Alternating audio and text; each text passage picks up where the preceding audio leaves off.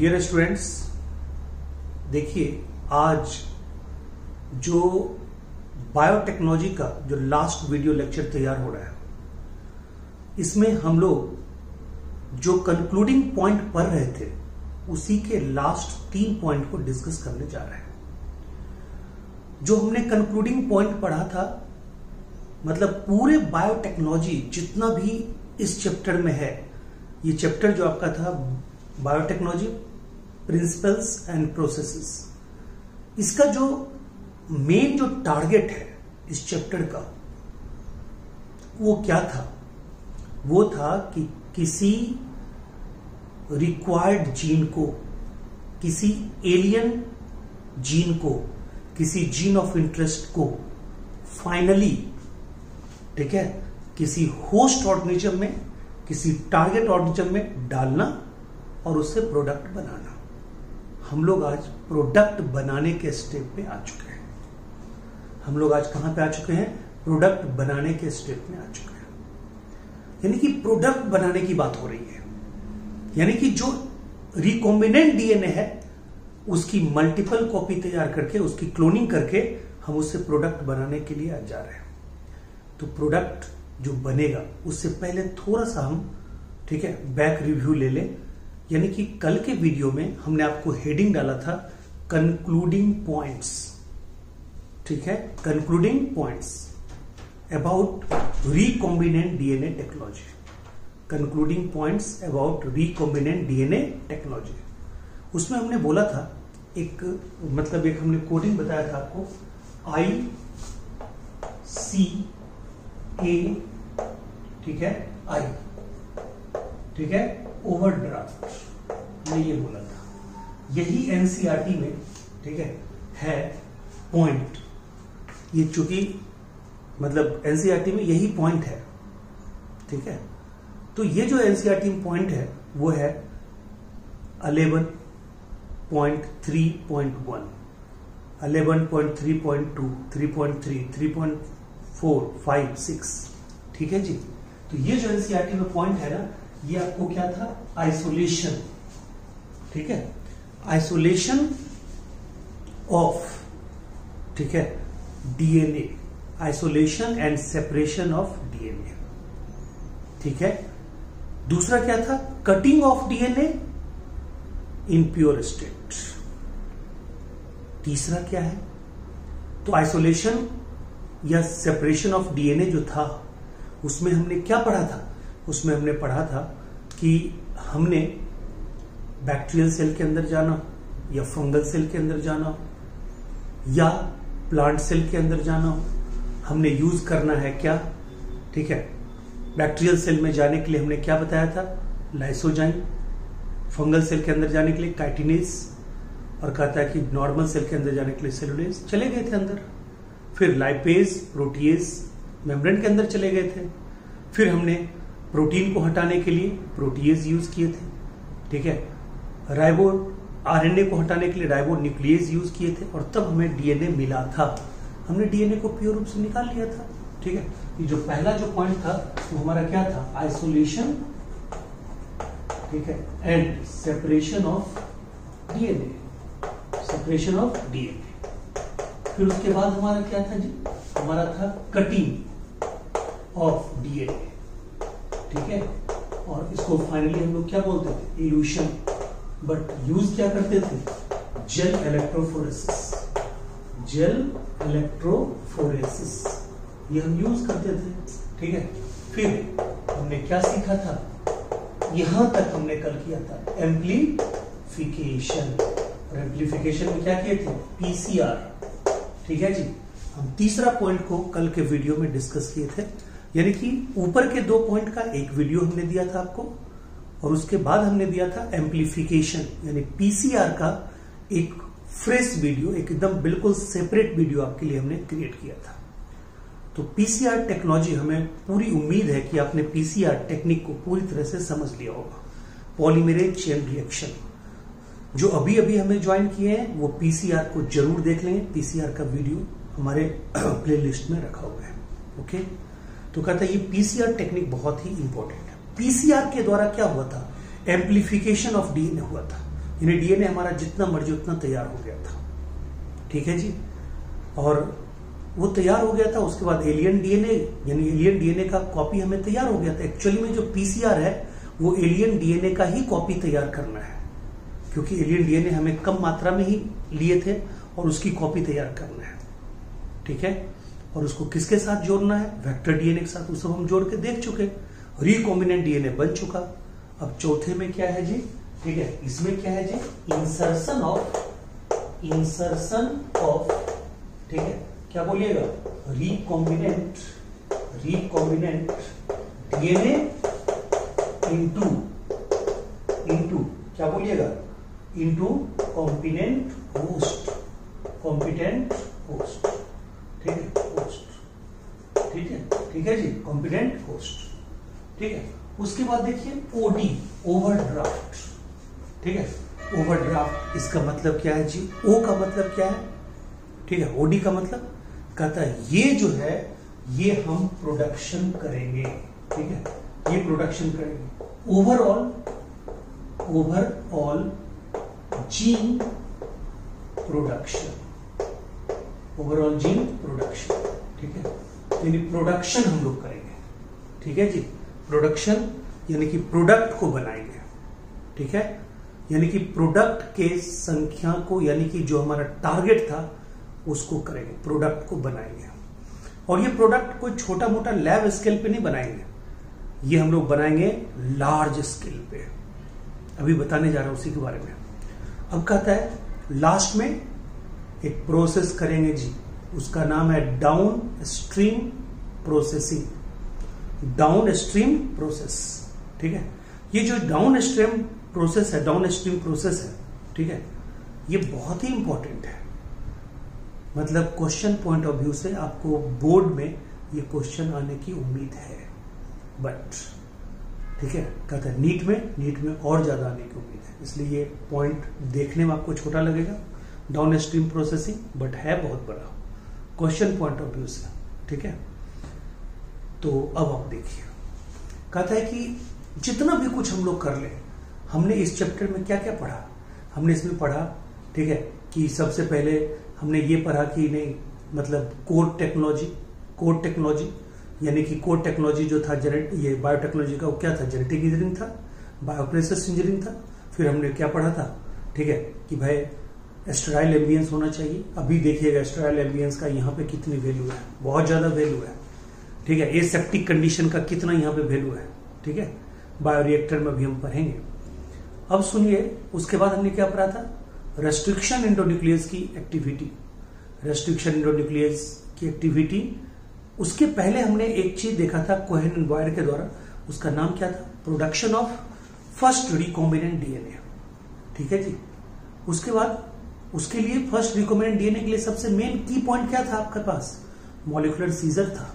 Molecular scissor यानी कि restriction enzyme, वो कौन प्रोड्यूस करता था? वो प्रोड्यूस करता था इकोलाई। अपने डिफेंस मैकेनिज्म के लिए 2 एंजाइम प्रोड्यूस करता था। एक का नाम क्या था? एक का नाम था मिथाइलेज, जो ऐड करता था किसको ऐड करता था? कहता है कि मिथाइल ग्रुप को डीएनए के 5 एंड पे, जिससे वो डीएनए, सेल्फ डीएनए जो इकोलाई का था, वो अपने आप को हिडन कर लेता था बैक्टीरियोफाज से बचने के लिए, और दूसरा उस पे बार करता था। एक से अपना बच रहा है, दूसरे को बार कर रहा है, इसको डिफेंस मैकेनिज्म बोलते हैं। तो कहता है दूसरे पे बार कैसे कर रहा था? बाय रेस्ट्रिक्शन एंजाइम, उसके डीएनए के रेप्लिकेशन को रोक दिया था, ठीक है जी। तो आप ये क्लियर हो जाइए कि रेस्ट्रिक्शन एंजाइम सिर्फ और सिर्फ माइक्रोऑर्गेनिज्म के द्वारा निकलता है।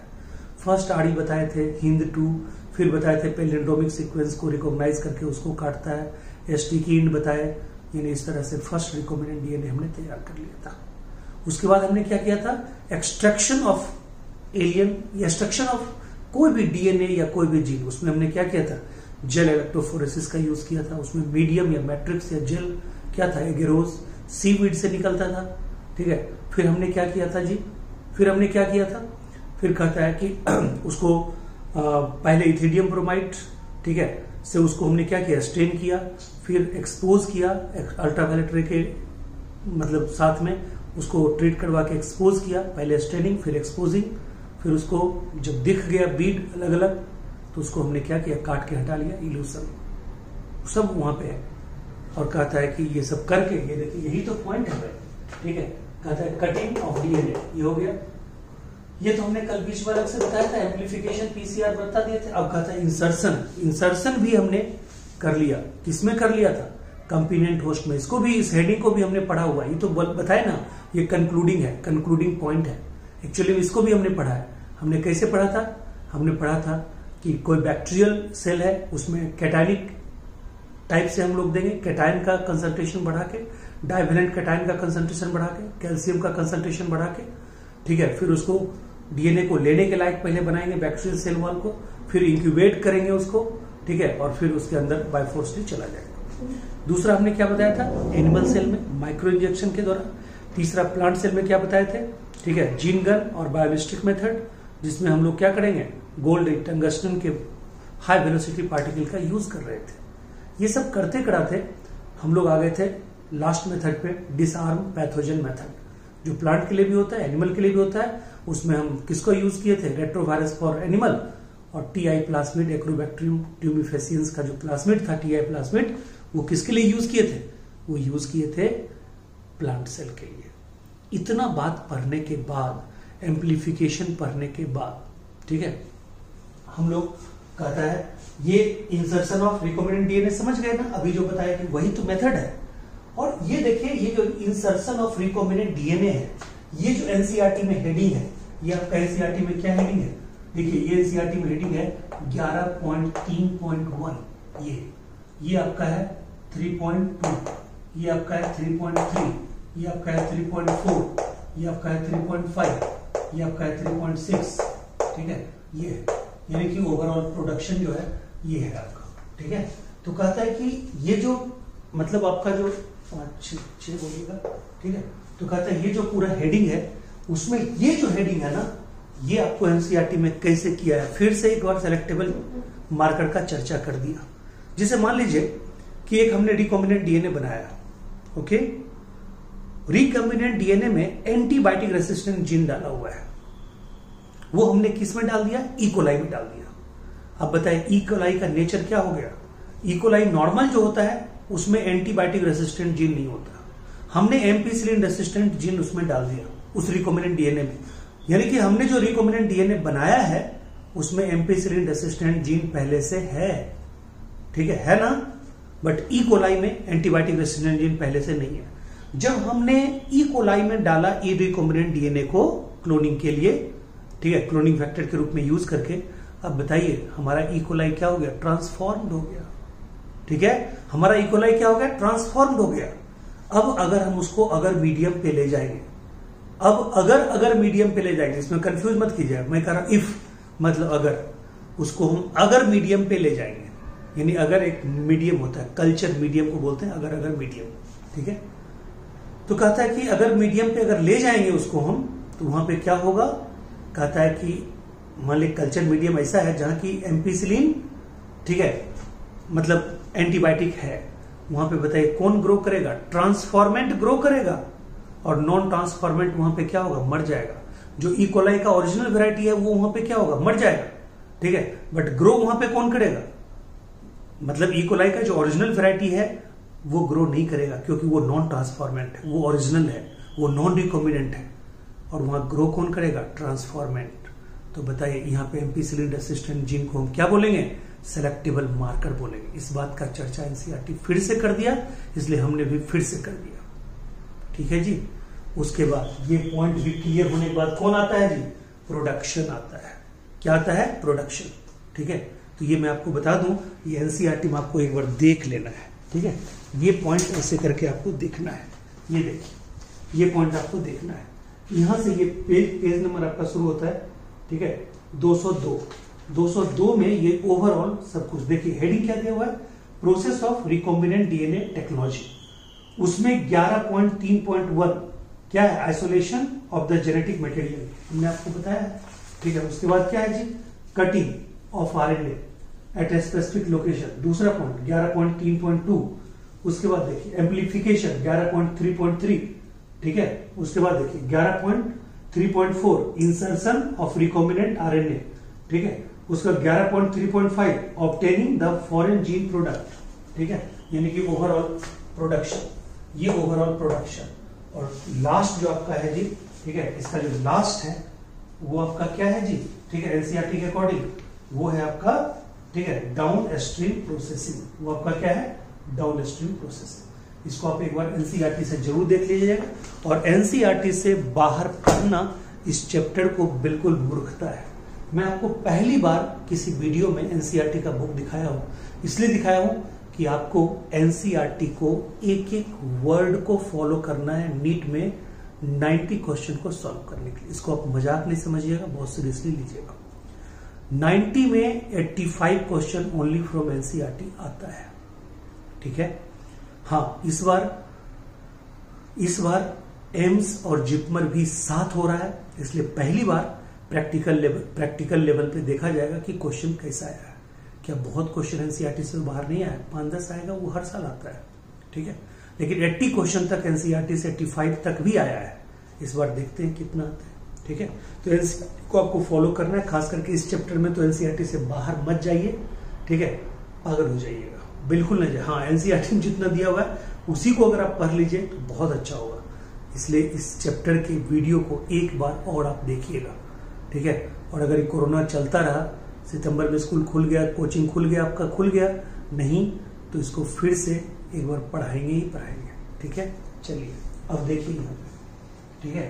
तो ये जो ऑब्टेनिंग यानी कि जो ओवरऑल प्रोडक्शन है, यानी कि ओवरऑल जीन प्रोडक्ट जो है, ठीक है, वो है। और डी से आपका क्या है, down stream processing, downstream processing, ठीक है, ये है।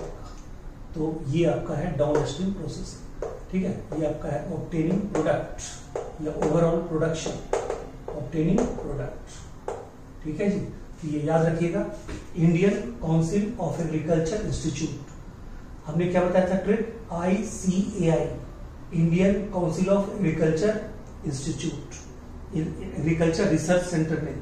Indian council of agriculture research है दिल्ली में, पूसा में। हमने ट्रिक बताया Indian council of agriculture institute overdraft में चला गया, ठीक है जी। अब इस पॉइंट को हम लोग देखते हैं, ओवरऑल प्रोडक्शन।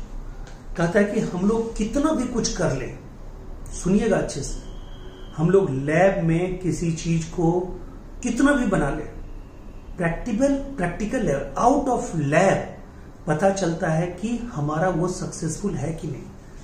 आप सुन रहे होंगे, पहला केस जो था, ठीक है, कोरोना का, वो दिसंबर में आया था लगभग चाइना में। तब से लेके अब दिसंबर आने वाला है जी, सितंबर जाने वाला है, अक्टूबर नवंबर दिसंबर, अभी तक इतने कंट्री हैं, इतने कोरोना के केस हुए हैं, इतने लोग मारे गए हैं, इतने लोग एक्टिव हैं, इतना जीडीपी सब कंट्री का नीचे चला गया, इतने हमारे पूरे वर्ल्ड में ओवरऑल इतने साइंटिस्ट हैं, आज तक किन्हीं की अच्छे से ये नहीं हो पाई है औकात कि वो वैक्सीन बना ले। आपको पता है, ऑक्सफोर्ड यूनिवर्सिटी ने वैक्सीन बनाया भी, और वैक्सीन जब ट्रायल में गया, अभी यहां भी पढ़िएगा, ट्रायल मेथड अभी पढ़िएगा, डाउन स्ट्रीम प्रोसेसिंग बताएंगे।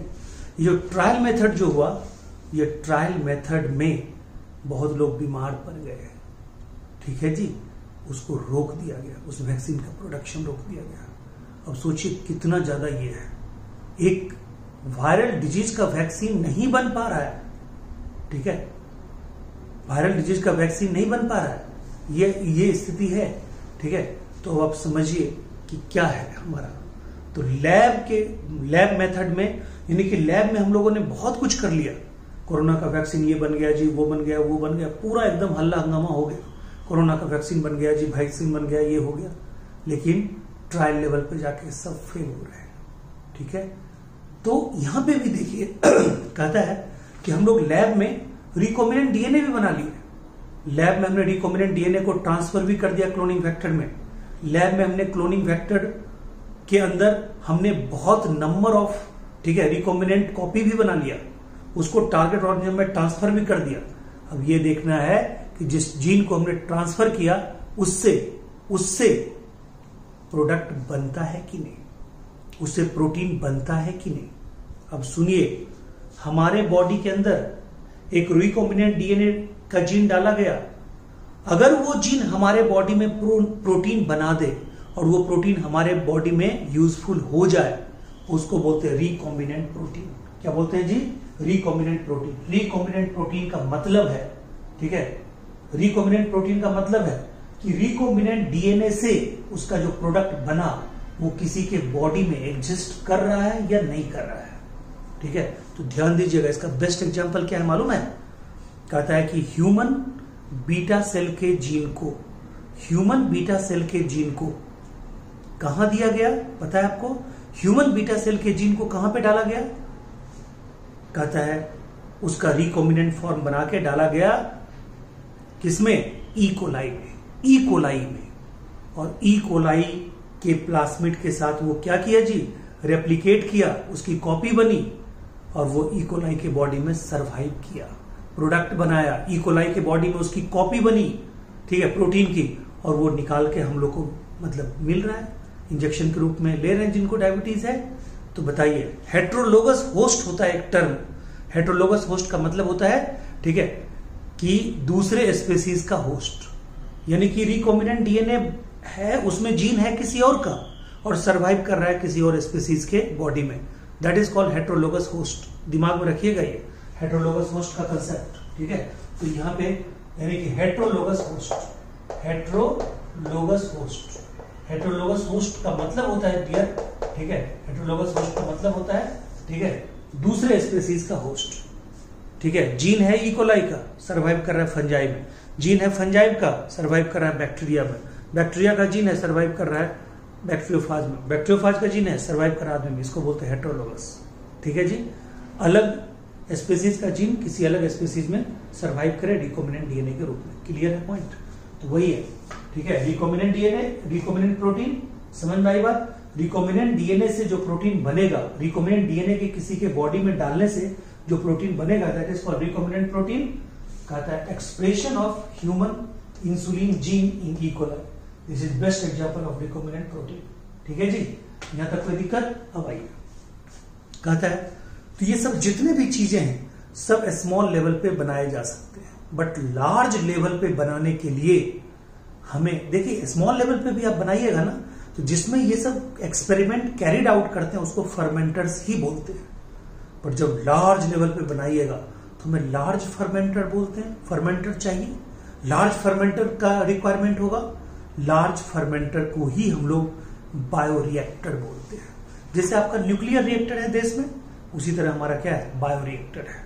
न्यूक्लियर रिएक्टर जैसे है इंडिया में, उसी तरह हमारे पास क्या, ठीक है, बायोटेक्नोलॉजी के प्रोडक्ट को बनाने के लिए बायोरिएक्टर्स हैं। क्या है जी? बायोरिएक्टर्स। यानी बायोटेक्नोलॉजी के प्रोडक्ट को बनाने के लिए हमारे पास बायोरिएक्टर्स हैं, ठीक है।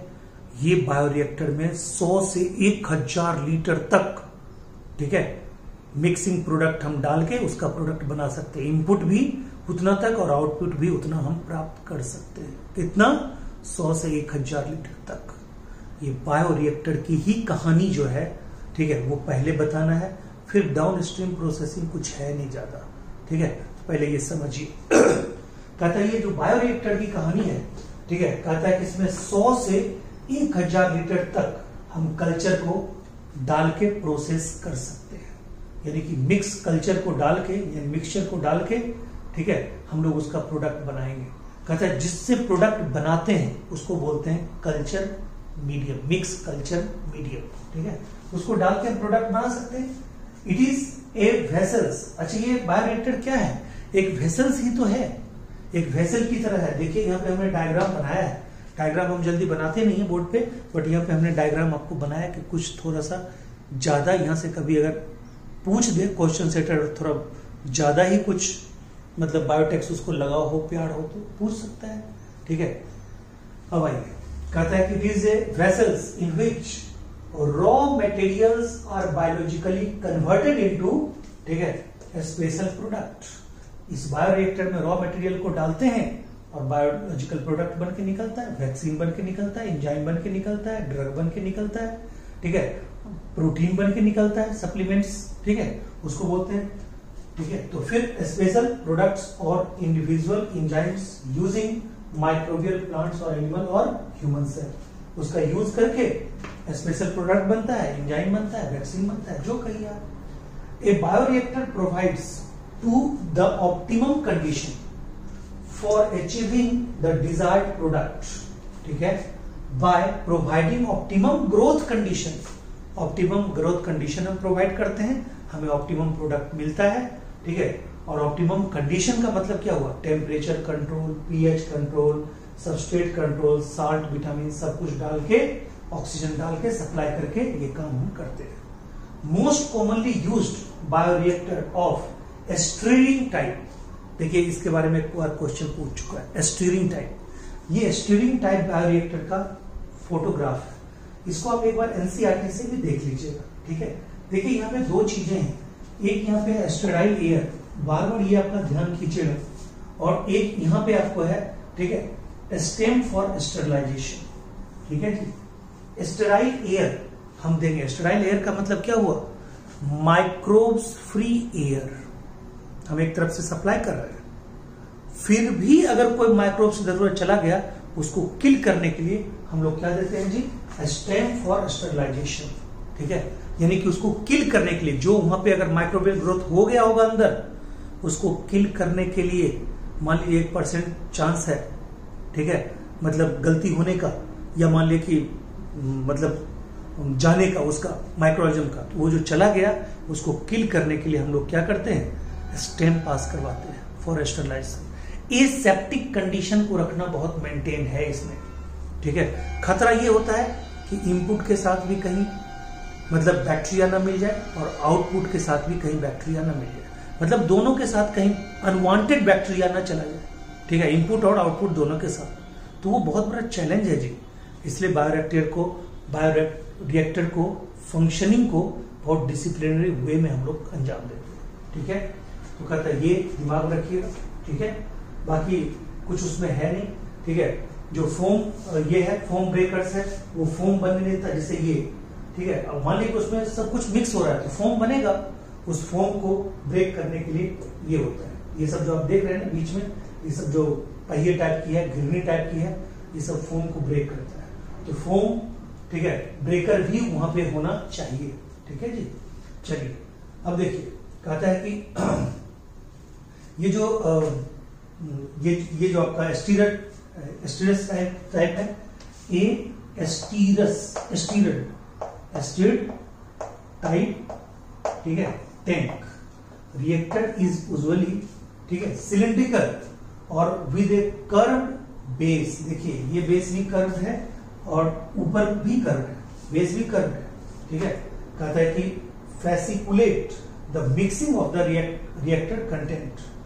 The stirrer facilitates even mixing and O2 availability throughout the bioreactor, ठीक है। Alternatively, air can be bubble through the reactor, ठीक है।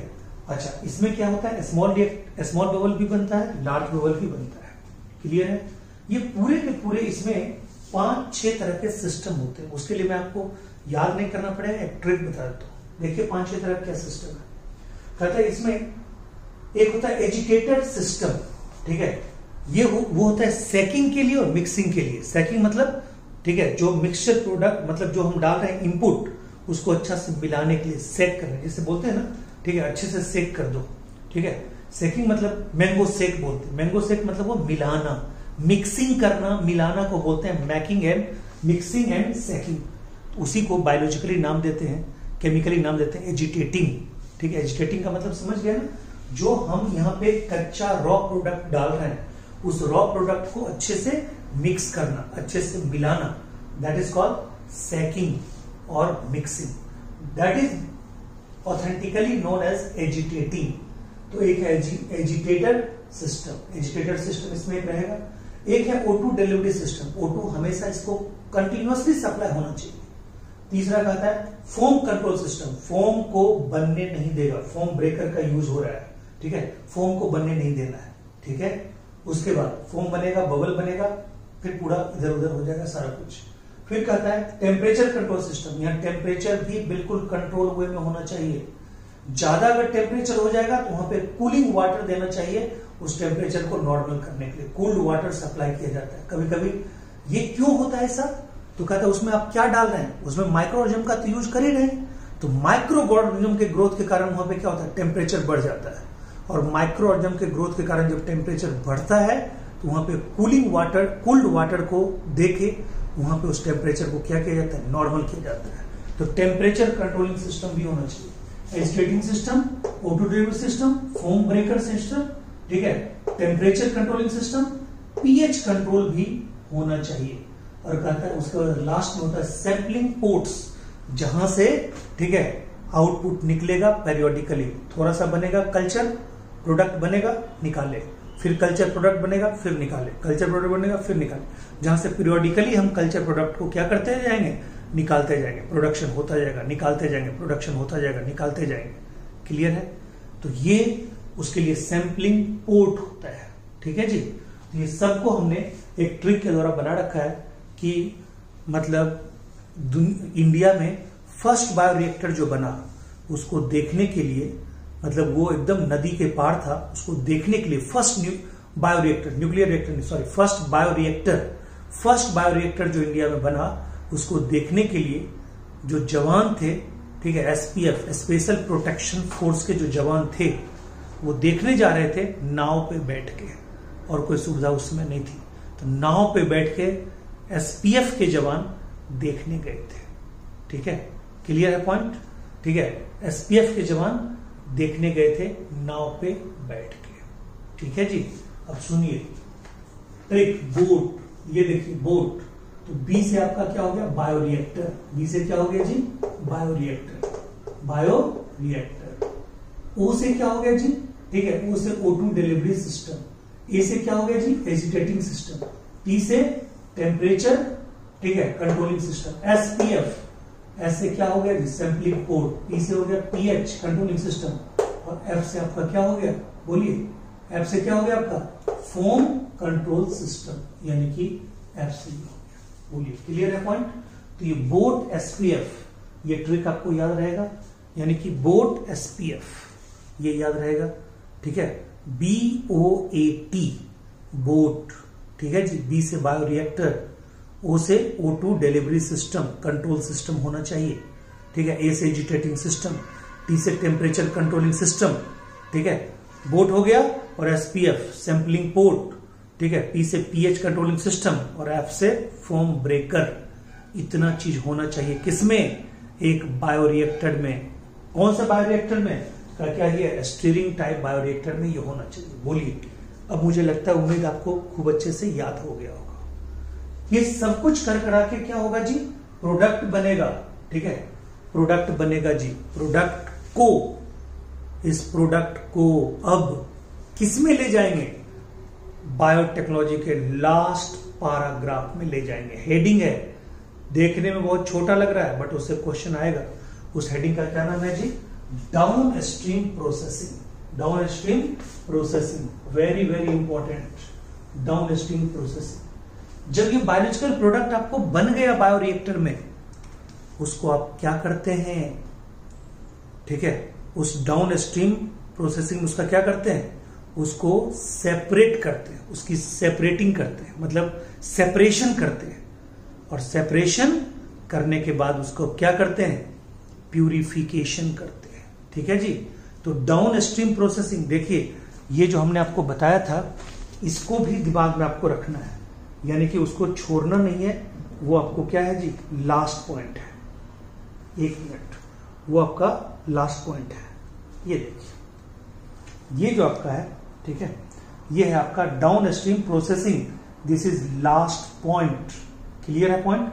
ये यहां पे और यहां पे, ये दोनों के दोनों, ठीक है, मतलब चीजों को एकदम जोड़ के आप पढ़िएगा पूरा का पूरा।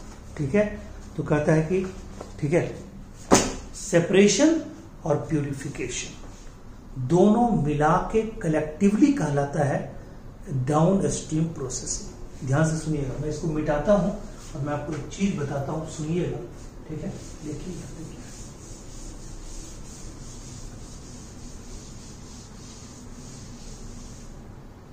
देखिए, ये जो डाउन स्ट्रीम प्रोसेसिंग है ना, डाउन स्ट्रीम प्रोसेसिंग, ठीक है, प्रोसेसिंग ये क्या चीज है, इसमें क्या करते हैं डाउनस्ट्रीम प्रोसेसिंग में, ये मैं आपको बता दूं।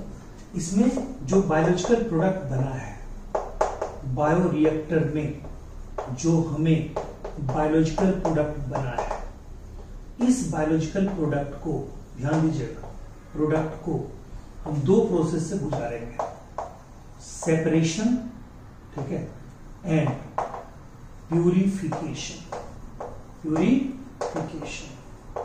सेपरेशन एंड प्यूरिफिकेशन, इसी दोनों प्रोसेस को हम कलेक्टिवली क्या बोलते हैं, डाउनस्ट्रीम प्रोसेसिंग, ठीक है, प्रोसेसिंग। उसके बाद क्या करते हैं जी, अभी भी इसको मार्केट में नहीं उतारेंगे, अब इसको क्या करेंगे, आफ्टर दिस, ठीक है, प्रोडक्ट यानी प्रोडक्ट गोज अंडर, ठीक है, क्या बोलेंगे, बायोलॉजिकल, ये क्लिनिकल ट्रायल्स,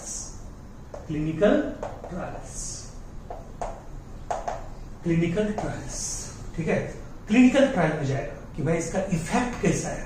जैसे अभी बताए थे ना, वैक्सीन का क्लिनिकल ट्रायल हो रहा है, फर्स्ट स्टेज क्लिनिकल ट्रायल जानवरों पे, सेकेंड स्टेज, ठीक है, कुछ जवान लोगों पे, थर्ड स्टेज हर कैटेगरी के लोगों पे, बीमार, मतलब ये क्या बोलते हैं, जवान, बूढ़ा, सब बच्चा, सब पे ट्रायल, ठीक है। देखते हैं जो कोरोना वैक्सीन बना रसिया में, उसको सबसे पहले, ठीक है, उन्होंने किस पे ट्रायल किया, किन्होंने, पुतिन साहब ने, वहां के राष्ट्रपति ने, प्रधानमंत्री या राष्ट्रपति जो भी हो, ठीक है, उन्होंने अपने, रूस के साथ प्रधानमंत्री है, तो कहता है वो उन्होंने किया है, किस पे ट्रायल किया है, कहता है अपने बेटी पे ही ट्रायल किया है, तो थर्ड स्टेज का ट्रायल था वो, ठीक है, तो उन्होंने किया है, देखो क्या होता है। तो कहता है कि ये जो है, यानी कि उसका क्लिनिकल ट्रायल होगा, just like drug and vaccine, drug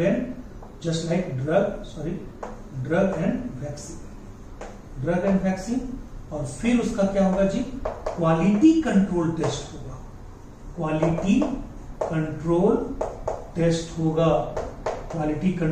होगा, जी, ये क्वालिटी कंट्रोल टेस्ट होगा, ठीक है। ये क्या हुआ, क्लिनिकल ट्रायल्स हुआ, ये क्या हुआ जी, डाउनस्ट्रीम प्रोसेसिंग हुआ। ये क्वालिटी कंट्रोल टेस्ट में भी बार बार क्वालिटी कंट्रोल टेस्ट में अगर ये सही निकल गया, बार बार क्वालिटी कंट्रोल टेस्ट में ये अगर सही निकल गया, तब जाके क्या होगा जी, तब जाके इसको प्रोडक्ट के रूप में मान्यता मिलेगी, प्रोडक्ट के रूप में, और तब इसकी मार्केटिंग की जाएगी। क्लियर है पॉइंट, तब इसकी क्या होगी जी, मार्केटिंग होगी। तो मैं इसको मिटा देता हूं तो और अच्छे से आपको दिमाग में, ठीक है, ये डायग्राम में बैठ जाएगा। रुकिए,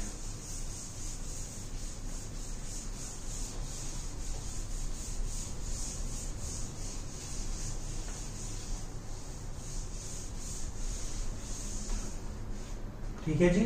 अब देखिए, यानी कि यहाँ पे क्या है, प्रोडक्ट, और तब इसकी क्या होगी, ठीक है, ब्रांडिंग होगी, ठीक है, ब्रांडिंग होगी, और तब क्या होगी जी, मार्केटिंग होगी, और यही मार्केटिंग में हमें प्रोडक्ट मिलता है। एग्जांपल, इंसुलिन, ठीक है, इंटरफेरॉन, ठीक है, GH, ठीक है, ये सब हमें मिला हुआ, कैल्सिटोनिन, इरिथ्रोपोइटीन, ठीक है, कैल्सिटोनिन, ये सब हमें प्रोडक्ट मिला हुआ है, ठीक है जी। ये सब बायोटेक्नोलॉजी प्रोडक्ट है, ठीक है, सबका मतलब क्या हुआ, प्रोडक्ट बन गया, किसमें बन गया, बायोरिएक्टर में प्रोडक्ट बन गया। बायोरिएक्टर में प्रोडक्ट बनने के बाद क्या हुआ जी, बायोरिएक्टर में प्रोडक्ट बना, उसके बाद क्या हुआ, कहता है बायोरिएक्टर में प्रोडक्ट बनने के बाद उसको डाउन स्ट्रीम प्रोसेसिंग में ले जाया गया। वहां पे क्या हुआ, तो कहता है वहां पे सेपरेशन हुआ, प्यूरिफिकेशन हुआ। सेपरेशन और प्यूरिफिकेशन के बाद, ठीक है, क्या हुआ जी, उसका क्लिनिकल ट्रायल हुआ। क्लिनिकल ट्रायल के बाद क्या हुआ, तो कहता है क्लिनिकल ट्रायल के बाद, ठीक है, उसका क्वालिटी कंट्रोल टेस्ट हुआ। उसमें बार बार मतलब प्रोडक्ट की जो गुणवत्ता है वो मेंटेन रही, उसका कोई साइड इफेक्ट नहीं हुआ, उसको लेने से कोई बीमार नहीं पड़ा, उसको लेने का कोई भी खतरा किसी भी एज ग्रुप के बंदों पे नहीं हुआ। अब उस बायोलॉजिकल प्रोडक्ट की क्या की जाएगी, ब्रांडिंग की जाएगी, उसको मार्केट में उतारा जाएगा। ठीक है जी। तो ये आपका पूरा का पूरा बायोटेक्नोलॉजी चैप्टर था। ये 11वां चैप्टर आपका फिनिश हुआ। अब बायोटेक्नोलॉजी का जो एप्लीकेशन वाला चैप्टर है वो कल से आपको वीडियो मिलना स्टार्ट होगा। ओके, फिर हम लोग एक ही यूनिट बचेगा, लास्ट यूनिट इकोलॉजी का, वो एकदम आराम से पढ़ेंगे। ठीक है, तो बायोटेक्नोलॉजी के नेक्स्ट वीडियो लेक्चर के लिए तैयार रहिए नए चैप्टर के साथ 12वां, जिसका नाम है application of biotechnology. Okay, thank you so much, take care, मिलते हैं अगले वीडियो में।